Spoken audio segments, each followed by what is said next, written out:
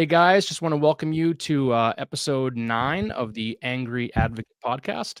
My name is Ed Hamity. I am the guitarist of Death's Hand and owner of Advocate Media. And hi, everyone. Welcome back. I am Ash, the owner of Angry Ginger Photography. And today we have another special guest, especially for me. It's a longtime friend who I've known for quite some time. He's an animator, illustrator, videographer, does a lot of really, really cool stuff. And I just want to introduce my very good friend, Dan Edwards, to the podcast. Hi, guys. Thanks for having me. Welcome. Hi. How long have we known each other? 20 years? Wow. Really? Has it been that I long? don't know. Maybe not quite, but creepily long. No. I think that's weird. I actually never thought about hair and no gray in my beard. It was 2004. 20 years. We're only getting better. That's crazy. That's true. I didn't even think about that. That's insane. Thank you for having me. Face. Yeah, absolutely. That blows my mind. I literally didn't even think it's been that long, but and I was old then. So I mean, oldish. Not that old, but oldish.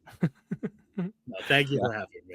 Yeah, not a problem. Absolutely. Yeah, it's really cool to have you on here. This is the first person who is one of my close friends who I've been able to have on the podcast, which is really cool. So that's kind of exciting. I'm glad you kind of got to be the first one that I've known, for quite some time. So that's really fun. And I'm significantly less metal than I think everybody else who's been on this podcast. I'm the least metal person. Yeah, probably a different level of metalness. For sure. But that's totally fine. That's okay. You have a lot of cool experience and cool stuff. And I definitely think you've influenced definitely a little bit of the music that I've listened to, based off of previous things. So I think that kind of is also really cool to have you kind of in here and a part of this and kind of tied together. So I think that's really cool. But yeah, so first off, I really would like to I have some images that you sent me, just made a quick slideshow. I'd like to kind of just run through these and just kind of show some of your work. I know some are stills from music videos, right? And then some are just like animations and stuff like that you've done, and just still images too you've drawn, right? Yeah, and I kind of went, I was trying to export good-looking stuff, and my computer decided to die yesterday. So I've already ordered a new one, but these are all stills off social media, so yeah, I hope they show up well enough. We'll see. Yeah, for sure. Let's, I'm going to bring this up here. We'll just run through. I think it's about a minute long, and so we'll just, we'll throw this up here and take a quick look. So here we go. All right, not mine. Am I supposed to say that yet? Okay. Yeah, no, that's totally fine. That's more mine.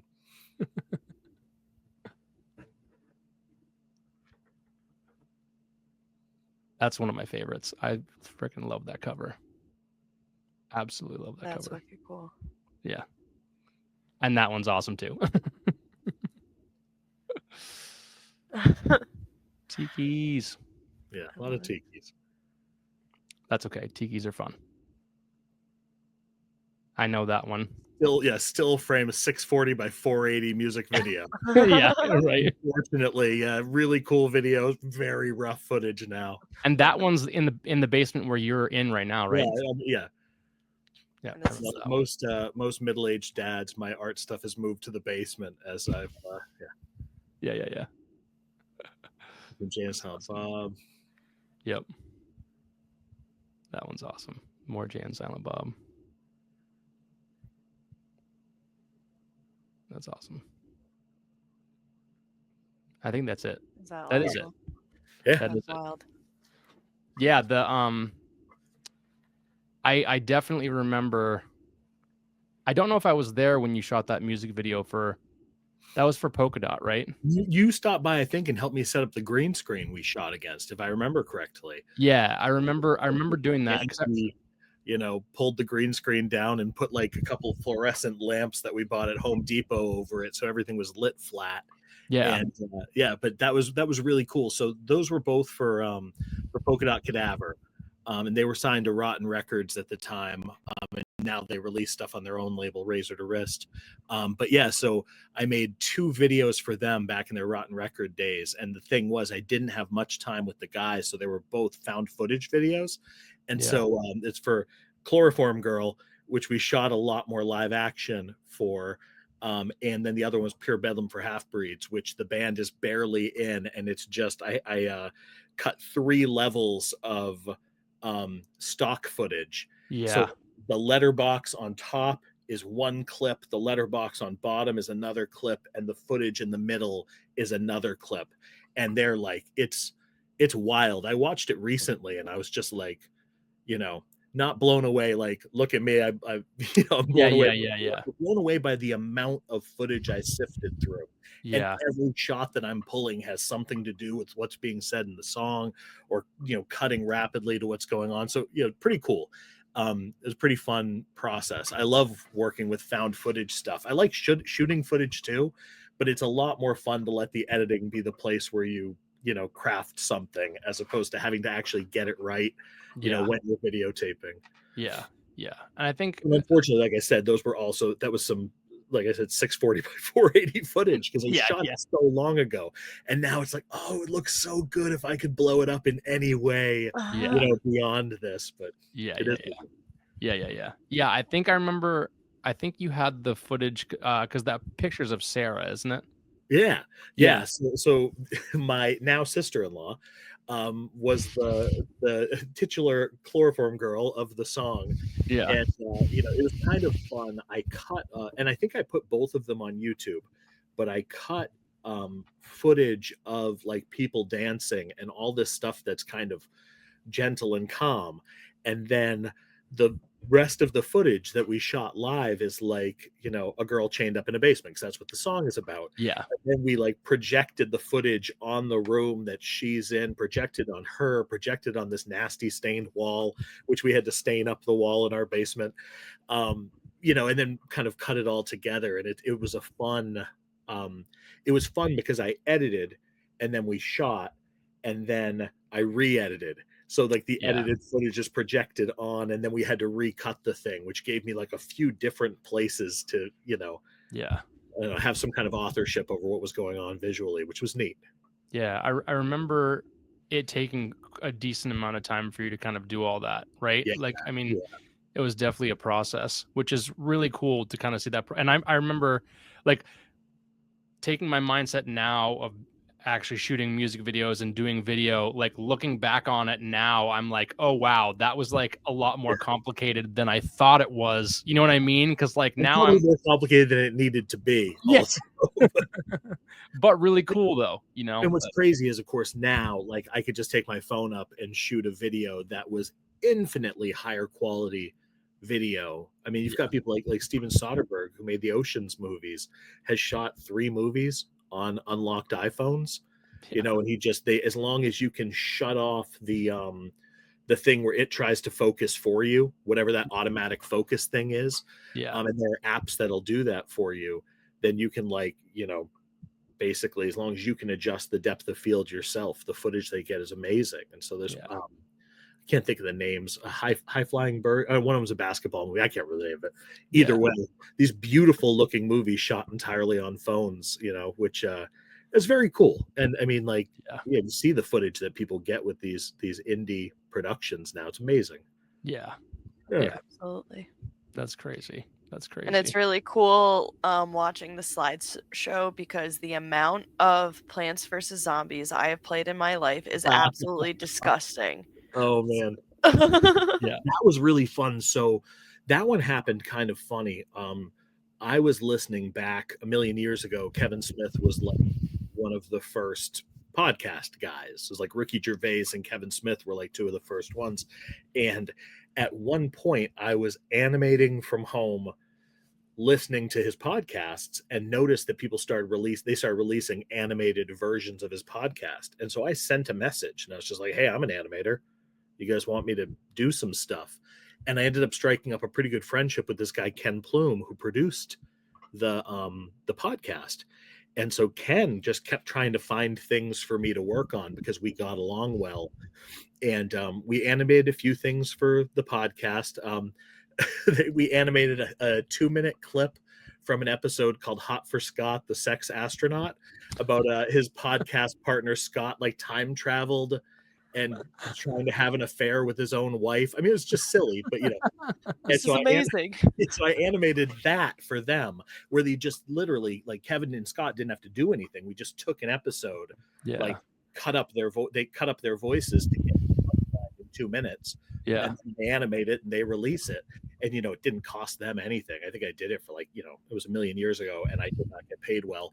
It was like for like $1,000. I'd animate the thing, Right. and I spend a month on it and get my $1,000 and just be happy that I was touching, you know, like filmmakers. You know, I grew up like with Clerks and Mallrats and all that stuff, so being able to be involved. And so anyway, Kevin got this Jay and Silent Bob versus Plants versus Zombies, and that was like a hired thing when Plants vs. Zombies 2 came out, and they got hired to make these ads. And so for that, they wrote the script, got it to me. It took them like 6 months longer than it was supposed to write the scripts. And so I animated 10 minutes. I think it was 9.5 minutes, animated entirely myself, from like the spring into early summer of whatever year that was. It was, I don't know, 2010, 8. I have no idea. Long time ago. And maybe it was later than that. Either way, animated this whole damn thing. I was working like 15 hours a day. And then they premiered it at Comic-Con. Kevin had this standing Saturday night. He had Hall H of Comic-Con. And so the Saturday night at Comic-Con, he would go up and promote whatever he was promoting. And so they showed this thing in this theater that seats 7,000 people, 10,000 people, some insane. Like they did the Star Wars panel after Kevin's, the year after I did this, or 2 years, whatever it was. Anyway, so it was, no, they did it before, because everybody left and got a free lightsaber. They followed everybody out and got a free lightsaber, and then nobody was left to watch Kevin's thing. But anyways, they premiered it, and I got to go out and see it and go to Comic-Con and all this stuff. So very fun, though.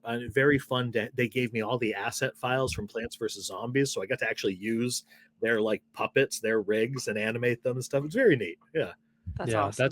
That's crazy. That's crazy. And I definitely remember being at your house again when you were doing that. I remember you being so stressed. I would talk on the phone at like 2 a.m. Yeah. And I'd be like, what do you think of this? And he'd be like, you're too close to it. And I'm like, okay, I'll talk to you at 8 a.m. But it was fun, and it was fun to be involved in something, you know, that felt big.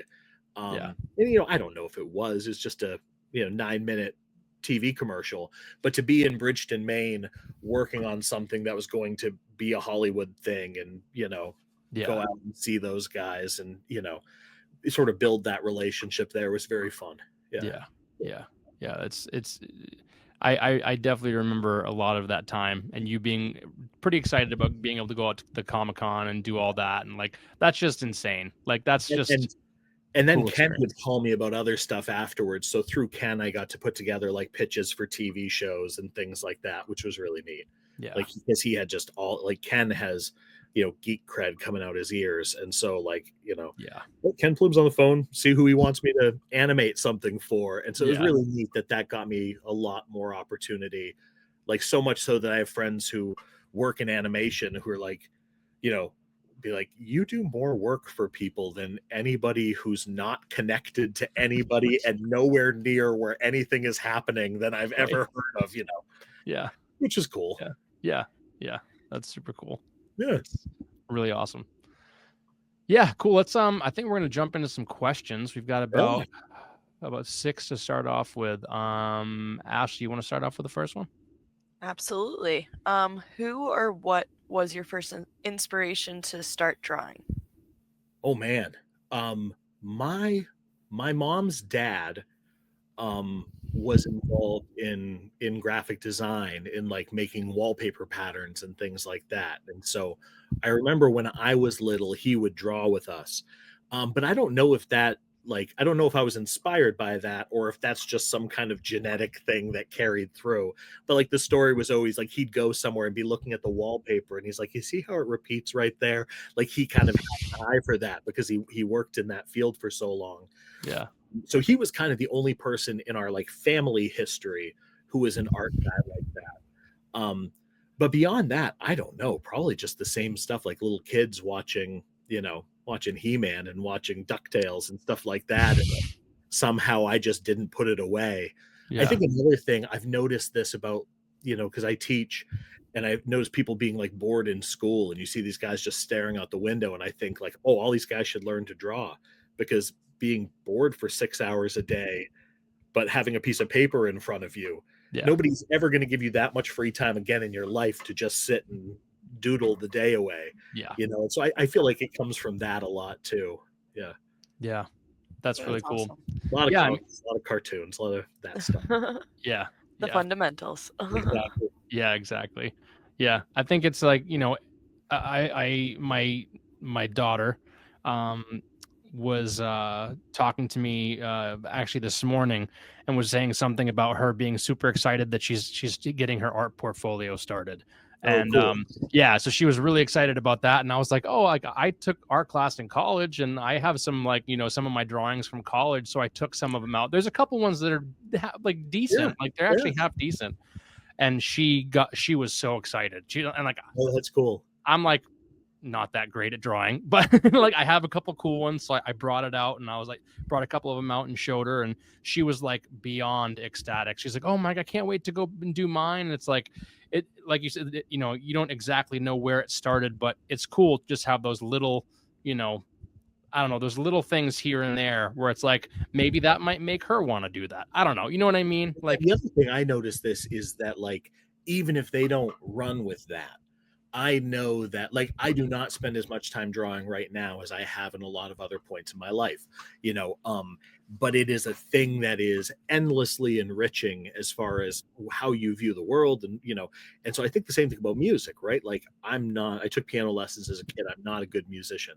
I married a music teacher, and it's kind of cool to have that frame of reference, and you see how that permeates or gets. I think all of us are richer even out of our fandom for things, to be able to, I don't know, to understand or think about things in that way. And these kids, like, I look at my kids when they draw, and I'm like, oh, I wonder if they're going to be professional artists, because if they are, I could help them. Like, I can't offer them much, but I can help them in that. And then I think about it, and it's like, or they just have this amazing opportunity to look at the world a different way, and to fold that into all the other things they understand. Yeah. But the arts are also cool. Like I said this about Julia, my wife, who Ed went to school with and everything. She should have probably been a scientist, but she grew up like a biologist or something. But she grew up in a household full of musicians, and so she takes this scientific mind and applies it to musical stuff. Yeah. I think that's an interesting thing, that our whatever skills we have or whatever ways our mind works, that can work within the arts. Meanwhile, I make art like pew, pew, pew, making stuff up and throwing it, like, no analytical process whatsoever. But I can make art. People write songs with no analytical process. And then other people write songs totally analytically. Like, the whole thing is like putting together a math puzzle. Absolutely. It's interesting. Yeah. I think, like, and my kids obviously really enjoy music too, right? Like, I mean, they're with me playing, in bands, and we listen to a lot of different, styles of music and a lot of different things. And it's I think, like you said, like the arts, no matter what it is, even if they are half decent at it, or if they go into it, or if they don't, it's at least really enriching for them. And like you said, like it shows them, it's just another way to be creative. You know what I mean? Like, and it's good for their brains, even their brain development. If they're developing pathways that help them think in a specific way, maybe they don't use it to make art at all, but if their brain figured out a different way to work through goofing around, cool. Exactly. Yeah. And it can definitely unlock a lot of different things for them, even if it's not in that specific, realm, whether it's, drawing, art, like art, music, whatever, photography, videography, whatever it is, like it'll at least do something for them, which is really cool. That's very cool. Yeah. I'm a school photographer, and there was a school this past week where I was across from the music room, and they it was elementary school, like K through 4, and already like which yeah, I started in 4th grade, that makes sense, but, like, playing flute, saxophone, all of the above and everything, but I was set up in the art room where they had, like, every paint every option known to man, and then they also had, like, little Polaroid cameras at the same time That was too, so, Oh, cool. like, that's cool. all of the resources that, like, that are now here today, like, gives them even more, like, chance and everything Right. to grow into that. Yeah. Yeah, that's That's terrific. that's really cool actually that they have those. That's like rad. Yeah, exactly, wicked And cool. especially like having those and have it kind of be instant. You know what I mean? Like it's like, yeah, it might not be the best photo, Mhm. ever, but that's really cool It's that a they can start. go out. Yeah, that's a great start for Do you kids. remember those early screensavers where it was just like shapes would kind of mush together and whatever? We had a Yeah. Mac that had one of those, and my brother and I kept trying to draw a start frame and an end frame and see if we could make it animate. And of course, it didn't. It kind of just all crumples, and there was no way to put like a key that the elbow stays the elbow from frame one to frame two. Right, It all right, just right. mushed together and then come back up. But it looked a little bit like animation. And I remember we spent a bunch of time kind of trying to crack the code of that, because my brother never ended up an animator, but he worked at Disney for years and was way into that stuff. And I think about that now with like the stop motion apps and things like that on our phones. There are things that we have access to, that kids have access to, that unlocks Oh, even just ability to take 1,000 photos and it doesn't cost anybody anything.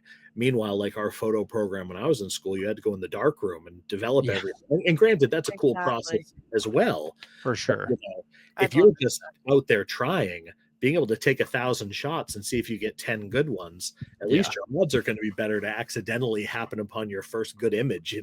Exactly, that. That's exactly. neat. And all it takes really is that one good image, that one good drawing to go Yeah. like, "Hey, I'm half decent at this. Maybe I should keep trying harder," or Famously, like I keep boxes. Well, I was gonna hold one up, but you guys can envision a box. yeah. And I just stuff all my sketches in it as I go, and then you'll find them, and you go like, "When was this? Oh, 98 or whatever." And I'll go through and I'll take out the bad drawings, just crumple them up and throw them away. So if anybody finds these boxes, they're like, "Oh my god, he was a genius! It was always good." And it's really just like the You're sort like, of "No." work is good or showed some promise. Yeah. But Yeah. Yeah, and it's the progress of you too. Yeah. Like, Yeah. you could have thought, like, at the time, like, yes, that was good, but, like, the more, like, you grow with that, exactly Yeah. that. Yeah. Yeah. Isn't Yeah. it a weird thing though that I think all of us, right? Like we are pretty bad for a very long time and we don't Yeah. even know it. And luckily we're ignorant enough that we don't know that we're pretty bad, you know. And then you can kind of look back and go, "Oh, I really grew." And I don't know, the older I get, the less I think that maybe natural talent is that much of a thing. I really think that it's like I liked to draw. I only liked to draw. So I kept drawing. And then eventually I was very good at it. And, I don't know that I started any better than anybody, but maybe people told me I was good. So I kept going out of like, well, I guess that's who I am. Like that, I define myself as that guy. And then you keep going until you're actually making something that's pretty good. But I Yeah. swear it's like being passionate about it means more than being gifted at it, you Yeah. know? Oh, for sure. Yeah, I would agree with that. I mean, it's good to have that drive even if you aren't that great. You know what I mean? Like it's definitely, I don't know. I mean, there are a lot of people out there that even if you're passionate about it and maybe you're not the greatest, but if it brings you joy, Yeah. that's what's important. And hopefully What eventually, else am I gonna do? yeah, Guess I'm yeah, gonna keep doing this. yeah, exactly. Exactly. Yeah, it's I don't know. That's I think one of the best parts about whether it's art or music or anything within that genre is just I think it really enriches kids and just people in general. So it's Yeah. like if you have that passion and you have something you can push behind it, it definitely opens up a lot of doors. What was Even cool, not that there were a lot of good things about COVID, but one thing that was cool about COVID is the guy who was the head of school at Bridgeton Academy where I work, he took up watercolor painting during COVID because there was like, he had a bunch of free time. And yeah, like Adam Taves, who Ed and I both know, he was in California and couldn't see his family, so his dad sent him a bass guitar. And so Adam learned to play bass during COVID. that's It's cool. kind of a neat thing that all of us are so busy all the time, and yet the arts are so enriching for everybody that Yeah. really COVID was kind of neat that it gave a lot of people an excuse to do something they might not have found time to do otherwise. Yeah. But like, why couldn't any one of us, like there's a high school senior who's crazy at playing guitar. Like, how old are they? They've only been Right. playing for a few years. And granted, those really focused years that only high school students have, Right. like adults don't have. But it's a good reminder that like 5 years of really intense practice, you can get pretty good at something. Oh, for sure. It's just hard For to find sure. 5 years when you're Yeah. Yeah. Especially when you're getting older or have kids or whatever. It's definitely Mhm. a lot harder to find the time to do that. But Maybe if when your kids start to play guitar, you'll be like, "Oh, Yes. let's all I do this together." I bought a small guitar for Emmy and Noah, for both of them to play. Yeah. They kind of started to try to play it, and they've kind of gotten out of it a little bit. But Emmy really wants to be a singer, my daughter. So that's like her thing. She wants Yeah. to be a singer more than anything. So we'll get there. We'll get My there. problem is I hate being bad at stuff now that I've been good at stuff. Like Yeah. our kids were taking violin lessons, and like the Suzuki method, you play along with them. So they were ahead of me in their lessons, and then they asked me to sit in, and I'm in here. Well, the kids are playing their notes pretty well, and I'm making just a nightmare of a sound. Yeah. But part of me is like, oh, if I keep practicing the whole time they practice, maybe I'll be all right at violin. The Right. problem is that I never really decided I wanted to play violin. They Right. decided they wanted to play violin, and now I'm just this idiot in here, away at the thing. Yeah. But maybe there's something that I learned from that can be ported to something else that I care about. It's Yeah. probably good for all of us to suck at something. Oh, for sure. Yeah. Just to be encouraged to pick up a new thing to be bad at. Yeah, exactly. That's very true. That's very true. All right, next question is me. How did your career in illustration and animation start? Well, I went to school for illustration. It's kind of funny. I was talking to somebody about this the other day that I don't know why I took like some of the classes I took in school, because I always knew what I was going to be. And I have no idea why. I'm like, why am I in pre-cal right now? Like you could opt out of math after a certain number of years. I'm just still in there because like I'm on the smart kid track. Let me take pre-cal. And I'm like, wait, I'm terrible at this. And I'm going to be an illustrator and I don't need this at all. Right. So I went to RIT in Rochester, New York for illustration, mostly because they had illustration, but they also had animation, and they were in the same town as Kodak. So their film video was strong. And I kind of just wanted to not double dip, but and there were no minors like in something like that, but I just wanted to be around where other people were doing that other stuff. And it actually sort of worked that way. Like I got to make some stop motion films. Actually, I was noticing down here, I've got one of my puppets. Sorry, this is terrible podcasting.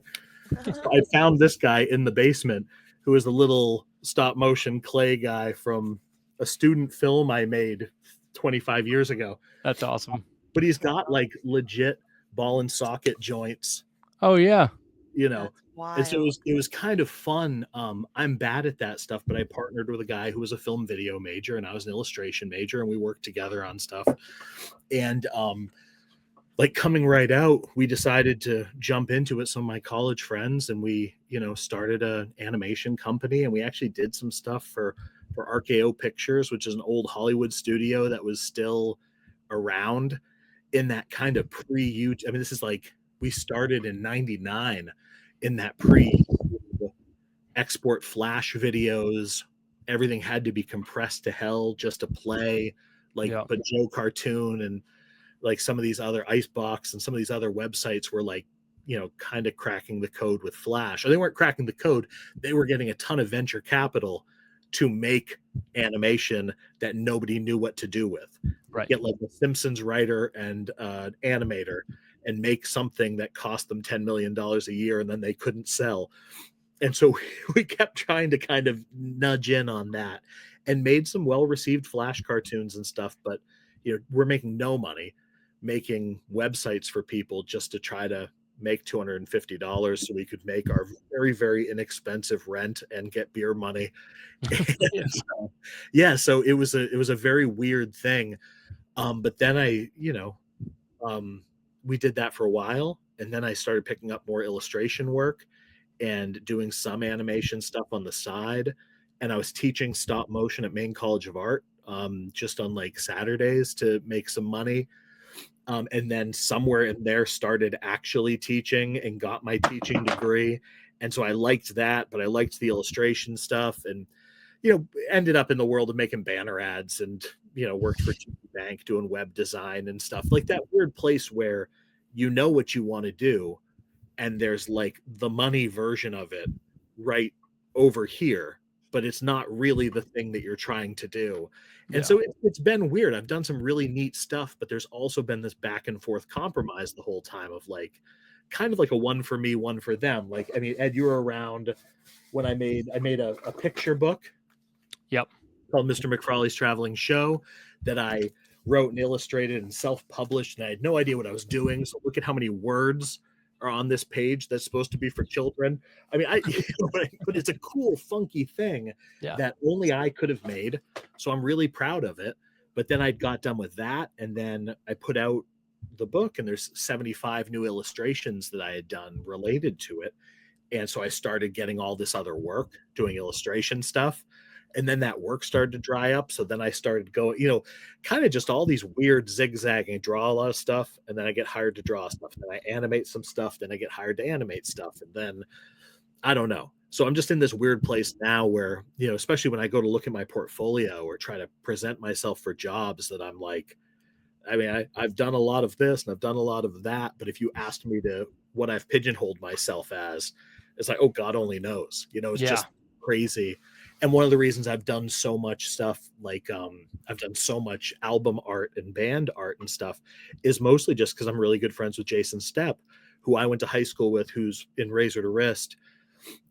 We made the website for his like band, not his college band, because he wasn't in college, he was in the military, but he was in this band Margaret Heater with one of my buddies, and the whole group were my buddies, and we did their website and we did their album covers. And then Jason was part of a signed band, and they were signed to Spitfire with Dog Fashion Disco, so I was doing Dog Fashion Disco stuff. And he's still doing it on all these little side bands and different things he's doing. I get to do a ton of band stuff through him, but it's kind of just because he knows me and I know him. And there's this weird, like, I don't exactly even know what that looks like to do something at the next level, because I'm kind of still just goofing around with my friends doing things that, I don't know. So it's interesting. Yeah. Get in with Jason and get in with Ken Plume, and there's a bunch of animation work and here's a bunch of illustration work. And when there's not, I try to teach people stuff.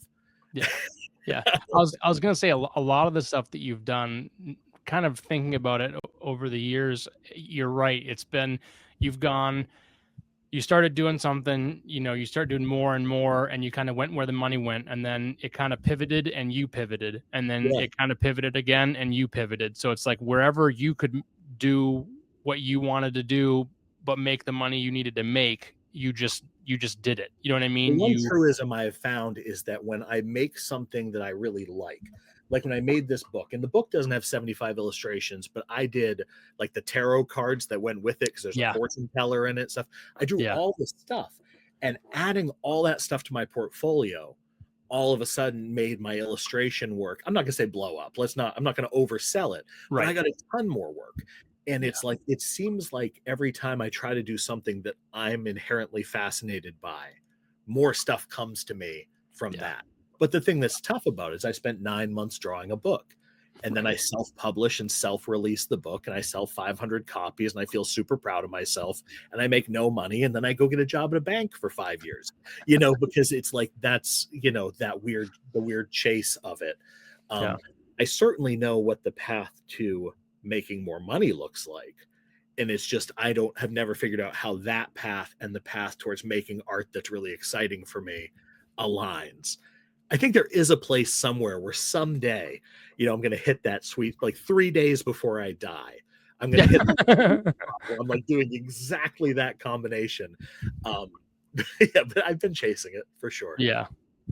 And one neat thing though is as a kid, the stuff I was excited about, I just liked having physical things. Like when I was running the coffee shop, I also opened a coffee shop, and Ed used to hang out there, and having like the stickers of my own business was so exciting. Or like like Jason will give me like the vinyls of the Yeah. albums that I did so I've got like, a few different. My lamp is glaring on it. Either way, Yeah. We can see it. it's so cool for me just to have this thing like, oh, I made some art, and it, or like Ken wrote the Art of DuckTales book, and he had me make this with the comic book and 2 cartoon versions of Scrooge McDuck and the years, or how many years anniversary it was, and he gave this to people who worked on the book.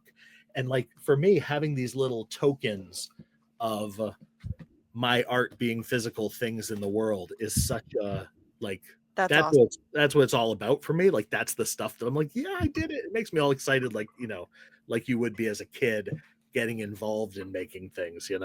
Yeah, for sure. I think that is the fun part, is seeing whatever you do kind of released into the world, right? Well, getting a physical album made, isn't that crazy? Like you're like, I made a CD and here it is. Yeah. And nobody listens to CDs anymore, but I have this thing that looks like right. I spent my life worshiping as a kid. Exactly. Exactly. Yeah, it's super cool. And I know, like, especially with like shooting like photos or doing video and stuff, like, like putting the video that I did out on YouTube. I'm sure the same thing with you, like putting, your animation out is super cool. I know Ashley, puts a lot of her photos and stuff out. You know what I mean? It's like those things where it's like you get to edit it and then put it out into the world and go, this is what I can do. And then to see that reaction, whether it's, physical, I know like, the photos that she takes is usually just like on Instagram, and she doesn't do prints and stuff like that. But still, it's that like you're releasing it out, and to get that feedback or, whatever from anybody who gets that kind of stuff is always really cool. It's the weird thing about it is, and it's almost better publishing things digitally, right? Because that instant.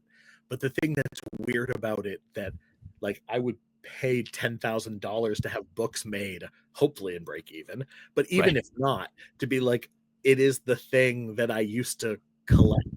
And even if I did something online that people respond to, having the tangible thing is weirdly meaningful to me.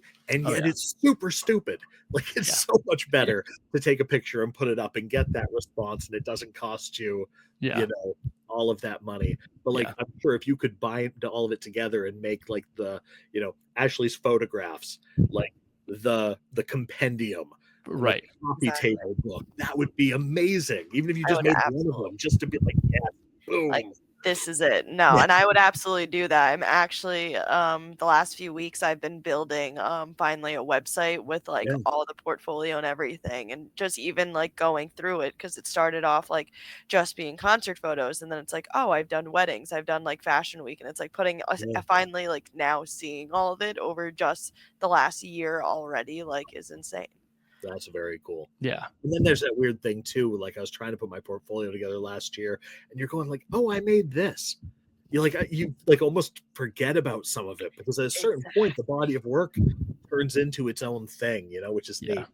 Yeah. And I think, and Ashley, we kind of had that conversation at one point when you were looking back on your year and like where, I think it was like you were talking about your school photos and stuff, and you were like, oh yeah, it's this, but like I really enjoy doing this and I want to switch over to doing more of this. And you looked back at your year on what you'd done with a lot of the bands and stuff, and you're like, oh crap, like I've actually done a lot. You know what I mean? Like, exactly. Yeah. And it's like you kind of like Dan said, you kind of like forget a little bit, but then when you really look back and you're like, oh, wait a minute, like I've actually done some stuff. You know what I mean? I'm okay. Like yeah, like this is actually kind of going the way I wanted to. This is great. Like, but yeah, exactly. it's always nice to be able to kind of look back at your work, and then I don't want to like justify it, but like just to be able to look at where you've come, how even if it's short little steps throughout the year, it doesn't matter. Like you've shot some amazing bands. You know what I mean? Like you've had the opportunity to shoot a lot of really big bands, and to have those opportunities and to be able to do that, is a really cool thing. And I know, like I know we've had that conversation, and you've said like just that you feel good about that, right? Like you're like, I'm actually making some of the moves I want to make. And absolutely. It's really enriching. Yeah, like realistically, I bought a DSLR last June, and now I'm like already like thankfully to Maddie on a mirrorless, and like just seeing like my work from the beginning to now in just the years out is just crazy to me. Yeah. So Yeah. seeing myself like, and especially like my knowledge when going into it, actually like understanding where I have to have everything to have like the picture that I want and the depth of like what I want and everything. Yeah. And to think of myself like where am I going to be in 3, 5, 10 years from now and Yeah. such, to see that growth is unreal. Yeah. That's the thing that I feel like I actively fight against. Like when I can talk about this stuff, I get really excited about it, and then I realize that like, yeah, I'm almost 25 years into my like professional career, and like I can sit there and go like I never thought when I went and saw Mallrats in the theater that like, oh, that director who I admired at the time was a person that I would work with or whatever. And like so there's moments like that that I'm really excited about. But then when I also look at it, I mean, like, I'll be totally honest. I mean, it's usually kind of like, oh my God, I put all this time in, and this is as far as I've gotten. And you almost have to remember that when you step back and look at it, like, if, you know, if I could sit for an hour and say the coolest things I've done, it's like, oh man, that's pretty cool.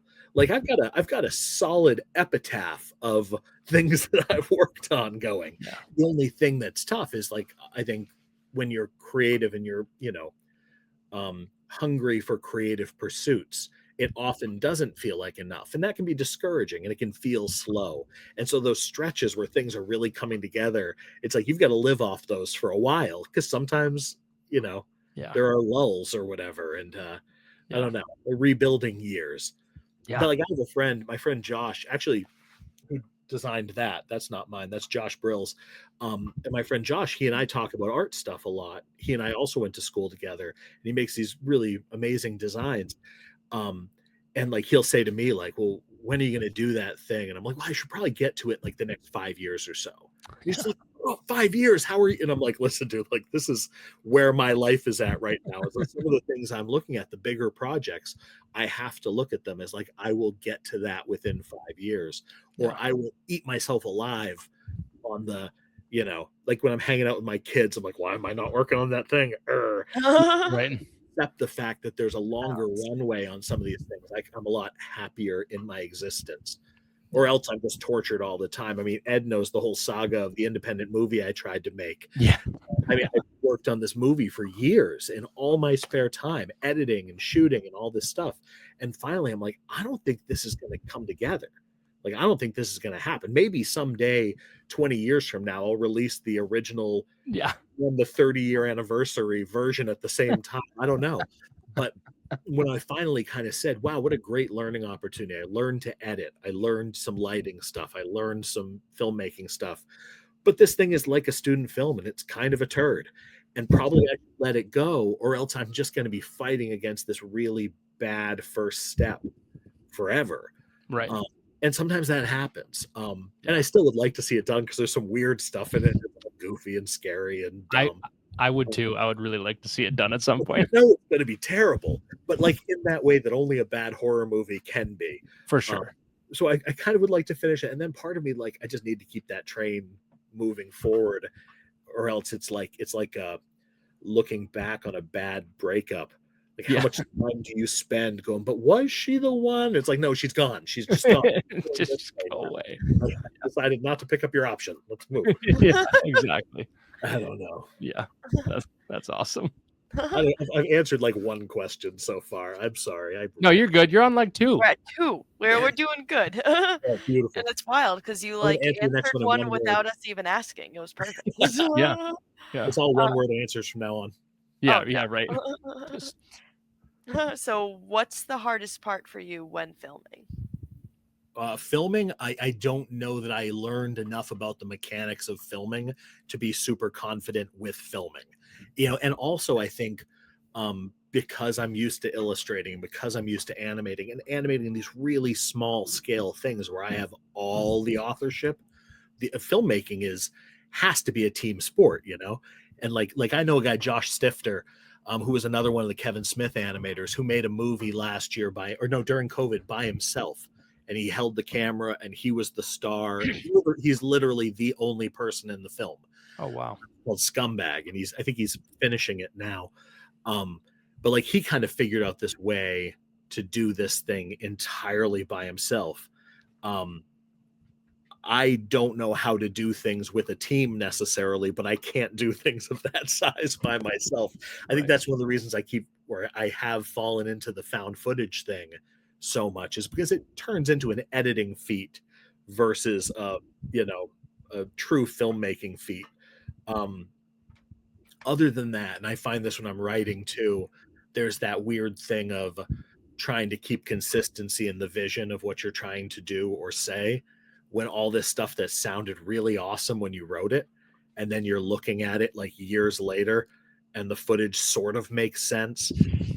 Anything like you hear about this about movies that allow improv, that everybody will laugh at the improv line because they're sick of the scripted line because they've heard it too many times. Right. Is the improv line actually better, or is it just fresh to people who've heard the other thing too much? So that kind of having a long-term vision of a thing and staying true to it is tricky, I think. You know, because you start out things that you were 100% sure of a year ago. Right. And I feel like that works with art. I feel that works with, when you decide to buy a house or move to a town, and a year later you're like, am I in the right place, or am I dating the right person, or should I have had these children, or whatever other thing you're doing? It's easier to start to question even important bedrock decisions. But I think in art, that's one of the hardest things. It's just no, I was right when I wrote this, and so probably I should stick with that. Even though I'm bored of it now. Well, I was not gonna that I'm bored of my kids. That was they'll listen to this someday. Right. Right. No, I think, but I definitely I understand like the mechanics thing with filming and stuff like that. But like I also think like with your animation and with your eye already for what you have, like I feel like you could do a pretty good job anyway. Do you know what I mean? Like I don't know. Yeah. I mean, like, might be wrong, but I appreciate it. Yeah, I very well could be wrong. But yeah, I think that with filming, like, definitely, I mean, mechanically, like, and like just how certain shots are supposed to be, like with the video that I did for Death's Hand, like, I just wung it, right? Like, I'm like, how do I want this to look in my head? I'll do this. And then, like, just went in, and it was like, kind of, like you said, it was kind of more an editing feat for me than the shot. It was like, as long as I can edit everything to look good, hopefully I got good enough shots. Options to start with. Yeah, exactly. Like, I mean, and it's true what they say writing is rewriting. And I think that's true about everything, right? And they also say that movies are made, in the editing room. And I think that's really true. It's like, your script has to be good and your shots have to be good. Like something in there a few things in there have to be good, but ultimately, like, you can save a lot of confused stuff in editing. I would say probably to answer your question in a larger sense, I've done a lot more writing than I've done filmmaking. And at one point I even like had a manager as a screenwriter that was trying to get me work, and I didn't know what to do, and he didn't know what to do with me, and didn't really go anywhere. But like I wrote a few screenplays that were like pretty solid, like enough that somebody is like, oh, I would represent you, and then I'm like, well, I don't have anything else. Like that's take that, I guess. But that was my real experience. Like you write a joke and it's hilarious when you write it, and it's like, how hilarious is it, a year later? And it's been kind of fun finding some of these things I did a long time ago, years later, because there's definitely stuff I look at and go, oh no, that's actually still funny. And then there's some stuff that like, ooh, like 24, like, cut. Kill it. That's one of those pages you tear out of the sketchbook and burn. And you burn it. Yeah. This one we don't that one never existed.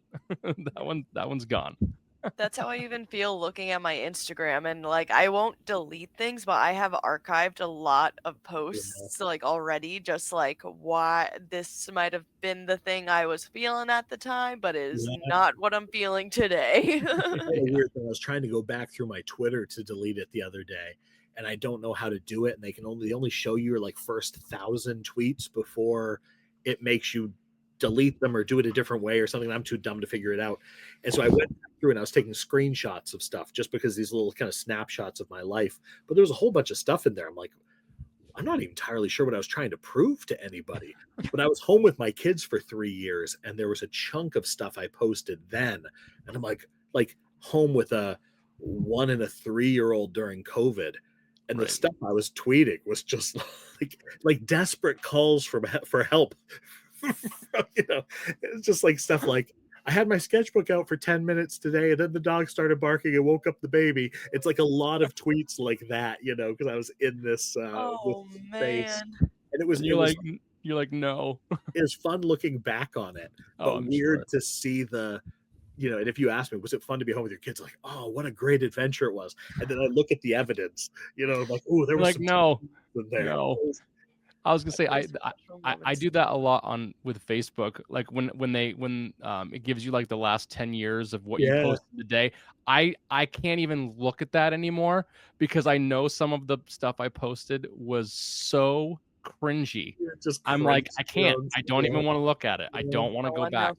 And I then you don't Awesome. want don't to know. post anything new for like a week because Yeah. you're like, how am I going to feel about this in 10 years? Yeah, The exactly. problem Like, is, though, if you're going to make anything, same thing with art, same thing with music, you can't worry about, like, is this thing going to be cringe no. in 10 years? Like, you just have to make the best thing you can and hope it ages well. Yeah, exactly. Exactly. God only knows. Yeah. That's awesome. That was not a one-word answer. I apologize. No, that's fine. That's fine. That was a great answer in my opinion. Yeah. That was And that was perfect. like perfect timing too. Exactly. Exactly. Oh yeah. Next question. Yeah. Explain your fascination with tikis, and how did your idea for the books and the mugs come about? No one knows about the mugs, but you're Yeah. gonna share. You're gonna share about the No, mugs. yeah. So I was, for some reason, the idea of tiki stuff struck me. I always thought it was cool. Like, the funny thing is, I found a thing I sculpted, one of the first tiki things I made, and I shared it on Facebook the other day. And my mom shared this little three-sided, three-faced planter that I had given her in high school. And I was like, Oh, oh, I that's was cool. making, and it wasn't really tiki, but it was like a stone-faced man. And I was like, was I doing this longer than I thought? But there was a stretch, yeah. Like, when I was in college, I was feeling really like flustered, and I was reading.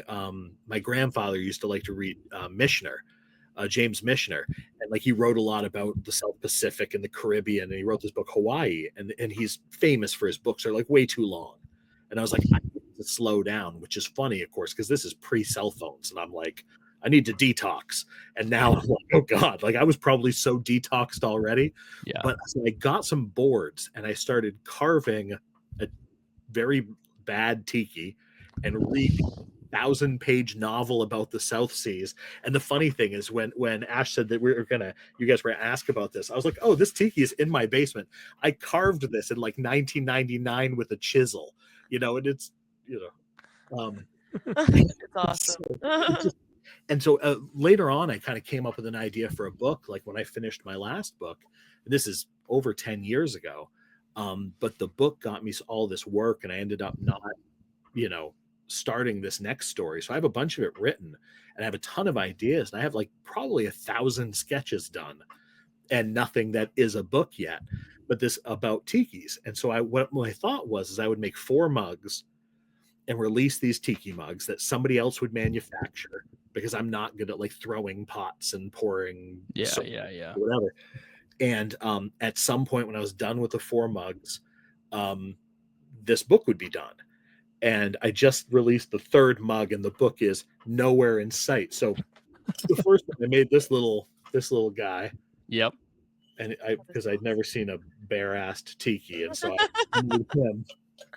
And then the next one, I went like for this big volcano. Yeah, that one's sick. And this one, I had to get 1,000 of them made because it was like a complicated glaze with there's like a different color inside and all this other stuff. But it actually it's done very well. Yeah, I don't know if there's really a way to like make money at it, but I've sold a lot of them and more than broken even on it. Yeah. And then the 3rd one, I got this idea of, because the other 2 were dudes, I got this idea of doing a lady one who would then have these little babies that would nest. And so I have, like, if I turned the camera around, you'd see boxes upon boxes, but I've got like 3,000 mugs, and I've sold, I don't know, 1,500 maybe total. And the thing that I really like about it is I keep sticking all, I don't have anything around to show you as examples. Doesn't matter. I keep throwing all these little story elements in it. So it's not just the mug, it comes with like, you know, these weird Mhm. pieces of stories and these weird you know, ripped notes and, you know, just other like ephemera that sort of tells a story. And it was cool. The other day I said something about how like on Instagram, I was like, I don't know if I'm ever going to finish this book.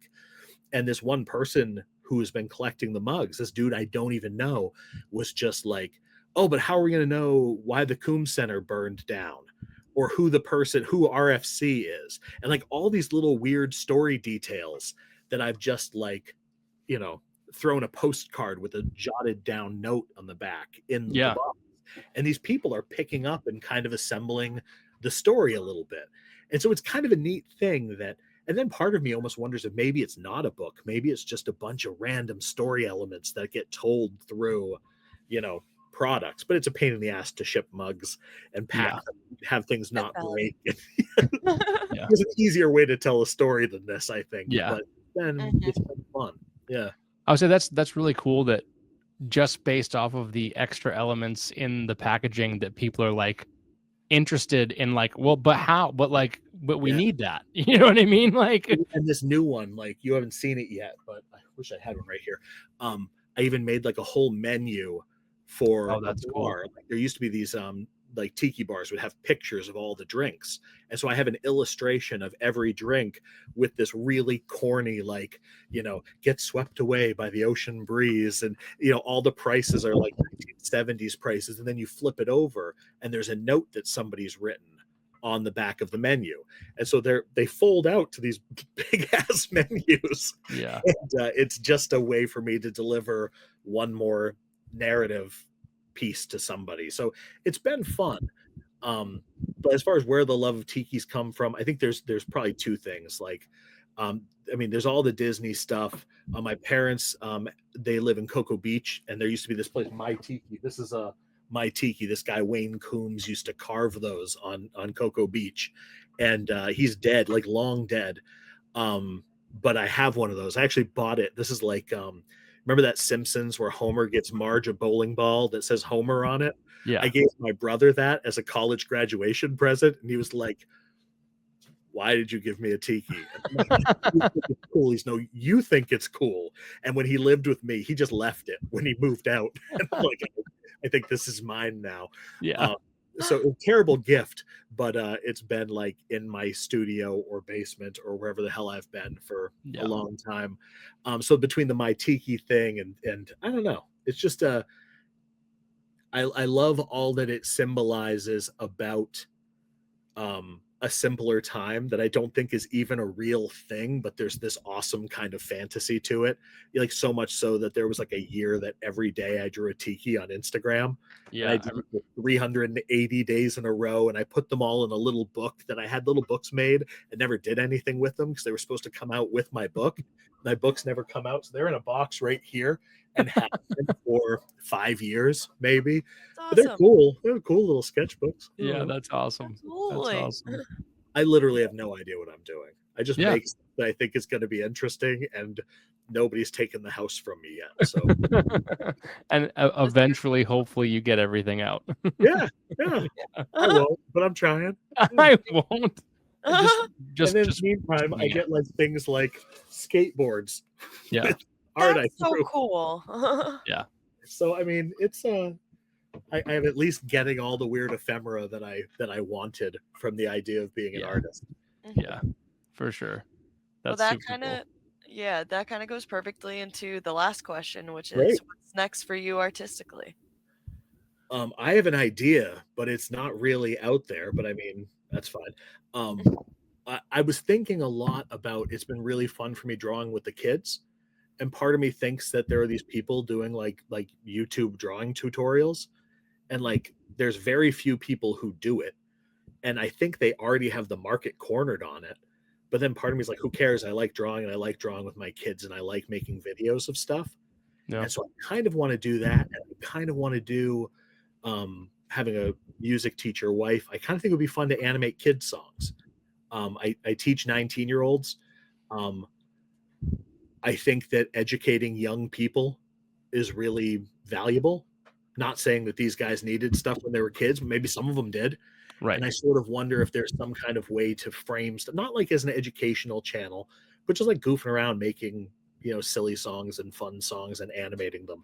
The only thing is animating takes a long time. Drawing, we could have learned how to draw a rocket ship in the amount of time that's what we should have done. You could have asked me questions and I could have taught you. Yeah. Right. But I think that could be a fun thing to do. I don't know that I want to be a content creator necessarily, but I think it matches with a lot of things I'm interested in. So I don't know. Maybe that's a thing that I think that's something I'm going to start trying relatively soon. Yeah. And then we'll see if there's like a space for that, if there's interest there. Yeah. But yeah, I think that could be a really fun thing. And I want to make more of my own creative stuff, and I need more time that I'm not working to make my creative stuff. And part of me thinks that making stuff and putting it out there and being creative and visible online as a person who's being creative, maybe that will help create the space where I'm forcing myself to be creative, and I'm putting myself in the space as a person who knows something about being creative. And then maybe other people see that and go like, oh, this guy could draw something for me, or this guy could animate something. Or if they don't, I just get to have fun drawing with my kids. And, right. Well, that's there's kind of a funny like parallel to that. It's kind of why we decided to do this, right? Yeah. It's like I needed another way to be creative. I always wanted to do a podcast. I've I well, think you asked me about doing a podcast a million years ago. Yeah.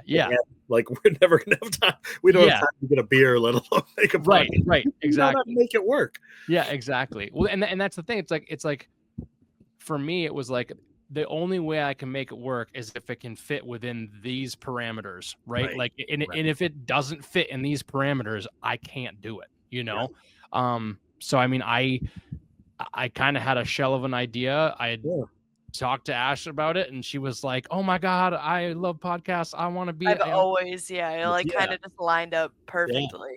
Yeah. And so it just happened to work out. And I was like, if we can do this and you can do these parts and I can do these parts, let's just see how it happens. Like, if it works, it works. And so far it's, I mean, we're on episode 9. That's not a lot, but but that's how things go, right? Like all of a sudden you look and you go, oh, I have a body of work I've created. Right. Exactly. Which I think that's a thing that I think a lot of people, myself included, like they go like, oh, I want to write the next Lord of the Rings or whatever. Let me sit down and write, 10,000 pages of a book. This is going to be my saga. And it's like, hey, sit down and write a short story. Same thing when I tried to make my dumb independent movie, and all these people are like, make a short film. And I'm like, what am I going to do with a short film? There's no market for it. I'm going to make a feature. And they're like, well, you might learn some stuff making a short film. And I'm like, no, I would not, and really like probably some baby steps there would have been smart, but you can't. I was 23 years old. You can't teach me anything. I can't teach me anything now. So no, I think that's awesome. I think that's really cool that you guys have done this and stuck with it. And I mean, it's fun to have conversations about being creative. It's fun to fun to goof around a little bit too, and that's what I'm kind of hoping to do if I get to do this thing with the kids. I think it'd be really fun too if you learn to draw a rocket or something, and then at the end we get to hit the button and the thing animates, and you get to see it launch or whatever. I think it would be really nice to take that animation skill and fold that in. And also there's a weird thing that like I also want my kids to be a part of the creative conversation. And if things are pushing into the digital space more, it's like maybe that's a way to welcome them into a thing that I'm really interested in. We were drawing those pictures. Your kids do the Dogman books. The Dogman books have those how to draw things in the back, and like it's weird, the kids will draw with me, but they've never been that interested, and all of a sudden they're looking at these how to draw things, and they're like, oh, a half moon here, and that runs into a circle here, and all of a sudden they're all fired up, and I'm watching it like it's like the Rosetta Stone. We finally cracked the code, I'm like, oh, this is how this works. And I don't remember my process of learning to draw. I remember moments. Like I remember the first time I figured out that if you go heavier with colored pencil on the bottom side of something, it looks dimensional. Like I remember drawing in my parents' house in Waterford, and it was a red colored pencil, and I'm like, oh, that added depth. Like, and I Right. ran the other, and I remember the first time I drew eyebrows like this, and I'm like, oh, that person looks angry. And like, you know, Right. so it's a weird thing that like those discoveries are what, I don't know, what fuels the whole Yeah. process. You know, if we Oh can yeah, see for that sure. we're making steps, you know. Yeah, for sure. Yeah, for sure. And you've always been, I mean, we've been friends for a very long time, and Definitely. yeah. And one thing that I think it would, I think that whole idea for you doing that, I think would be really good, because you're very good at speaking. You're very good. You're super creative. You know what I mean? So I feel like that space might be fun, and especially doing it with your kids. You know what I mean? Or Right. somehow doing that where it like kind of, I mean, it doesn't tie everything together, but ties a lot of things together. You know what I Well, I mean? got this Like, background with education, and it's like if I like kids and I like cartoons and I like education, I like video production, it's like maybe there's this weird thing that I think sometimes other people can see what we're supposed to be doing more than we can. And there were yeah, years that when I was like 20, whatever, 21, and I like wanted to be South Park. Like I'm writing right, these offensive scripts about people falling off stuff and saying dirty things to each other and stuff. And right, my brother just kept going like, "Why don't you draw kids' books?" And I'm like, no, like that's for lame people. Look how badass I am, which I'm not. I'm absolutely lame. And he totally had me pegged. And it wasn't until when Coraline came out and I watched that movie Coraline, I was like, oh, I would make a book like this. Like I would draw something like this. There's a right, space for me there. Now I don't even have that degree of edginess. It just all be like hugging each other. Like right, the spectrum is like, you know, cute stuff and polka dot cadaver. right. I don't know. Somewhere I exist in Yeah, that space in between those two very yeah. different things. That's funny. That's You funny. know? Perfect. Yeah, but I mean, yeah, I think that would be really good for you. I think that'd be a really cool. I mean, even because I remember you did some like those short little promo videos for the mugs, and Yeah, like those were super cool. Like that was fun. watching those were super cool. So I feel like if you did something like kind of like that, but with drawing, I Yeah. really think that would. I mean, obviously, it'd be a little bit more elaborate than that and longer than that, but still, I think that would be super cool to see that. There was a thing that I did. Another Ken Plume reached out to me about. He's friends with Mike Furman, who is a musician who used to be in a group called Hard and Firm with Chris Hardwick. So Chris Hardwick and Mike Furman had this like joke rap duo, and Mike makes kid songs. And he asked if I would want to talk with him about animating something. So I animated this video called Color by Numbers for him. He had this whole album of activity books songs. There's a great one about going through a maze, and it's all like the song is set as a GPS. And at the end, you get to a bounce house, but there's a kangaroo in the bounce house and you can't have a kangaroo in the bounce house. It's crazy. It's like Yeah, kids, but it's real weird. yeah, And yeah, Mike, yeah, yeah. this you have a conversation with him and he's like all over the place, and you're just like, this guy is a weird genius. But I animated a video for him, and I didn't have a lot of time, and I think I put in about 100 hours, but it was like the whole music video in about 100 hours. And I got done and I was like, how come I can find 100 hours to animate this thing for Mike, but I Right. couldn't find 100 hours to do my own thing? And granted, 100 hours is not a small bit of time. Yeah. And Mike is a super cool dude, and I was glad to work on his music video. But I kind of got it in my head like, oh, I could just do this. Like I Right. could just do this for me. And at the end of it, like you guys with this, at the end of it, I would have a lot of videos. Like I would have a Yeah. lot of animation produced if I spent a year making Oh yeah. kids or whatever. Yeah. And then the drawing thing kind of came out of the like this drawing with my kids, and also the fact that like if I spent a day on it, I'd have a thing I could post, Right. as opposed to like, hey, where am I going to find that 100 hours this week? Like Right. after work and baths and whatever else, you know, it's like, yeah, now Yeah. doing your 100 hours. Yeah. I think That's it was funny. not sleeping. Yeah.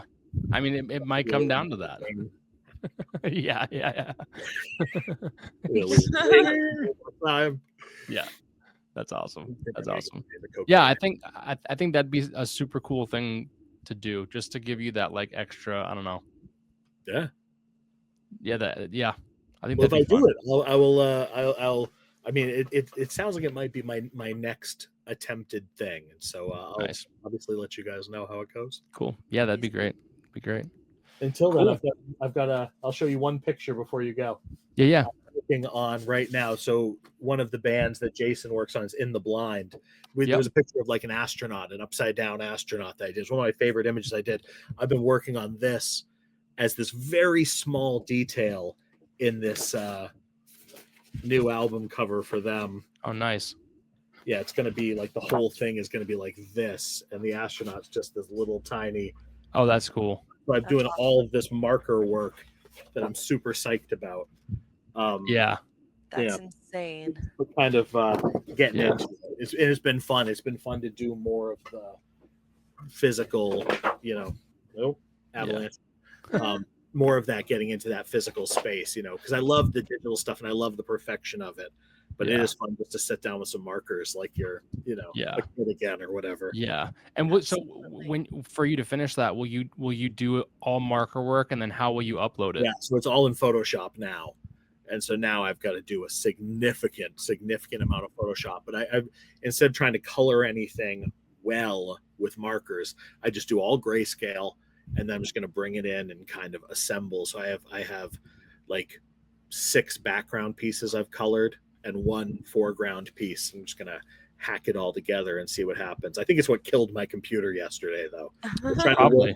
Like 450 DPI, and they keep pressing stuff on vinyl. So I'm trying to do it like size for it to be a high resolution vinyl, and my Photoshop just started smoking.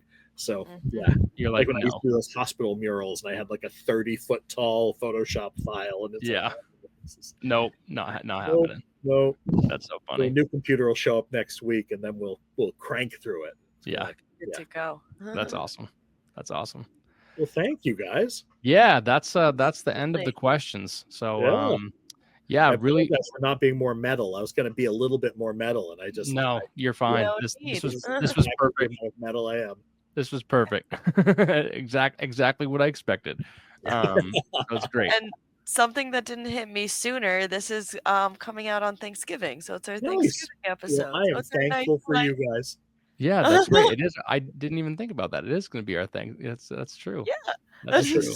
I should have had just a drumstick the whole time. Just medieval times, just gnawing on a drumstick while you talk. Amazing. That would have been awesome. Cool. Well, yeah. So that's all we've got for you, and for episode 9. Oh my God, episode 9. That's crazy. Crazy. Just started. We're going. But yeah, thank you so much, Dan, for coming on. Really appreciate it. Glad we got to spend some time with you and talk with you a little bit. I definitely we gotta get the kids together or something. I'm glad to see you. I know we're literally in the same town every day. Yeah, I know. We gotta get that together. We'll plan something. But yeah, that's it for episode 9, guys. Thank you so much for taking a watch and listen. We've got a pretty big episode 10 coming up here, which we will be announcing at the beginning of next week, which will be fun. Other than that, I hope you guys all have a wonderful rest of the night or day whenever you're listening to this. We'll catch you guys all later. So have a great night, and see y'all later, guys. Thank you. Next time.